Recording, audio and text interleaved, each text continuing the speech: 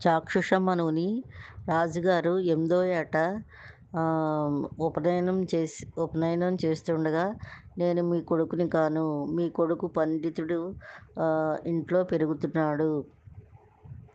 ఆ అబ్బాయిని తీసుకొచ్చి మీరు ఉపనయనం చేసుకోండి అని చెప్తాడు. అప్పుడు ఆహ్, కులపిరో ఆహ్, కులపిరో కుల పురోహితుడికి శక్తిని ఇచ్చి, ఆ కుల పురోహితుడు ఎవరంటే వృద్ధ గర్గుడు. గర్గాచార్యుడికి తమ్ముడట. ఆయనకి శక్తినిచ్చి ఏం జరిగిందో అంతా చూపిస్తాడు. అప్పుడు ఈ వృద్ధ గర్గుడు వెళ్ళి ఆ పండితుడింటికి వెళ్ళి ఇదంతా జరిగిందంతా చెప్పి, ఆ పండితుడింట్లో పెరుగుతున్న కొడుకుని రాజుగారికి ఇవ్వమని చెప్తాడు. రాజుగారు కూడా వెళ్ళి అడుగుతారు. అప్పుడు రాజుగారికి ఆ కొడుకుని ఇచ్చేస్తాడు పండితుడు.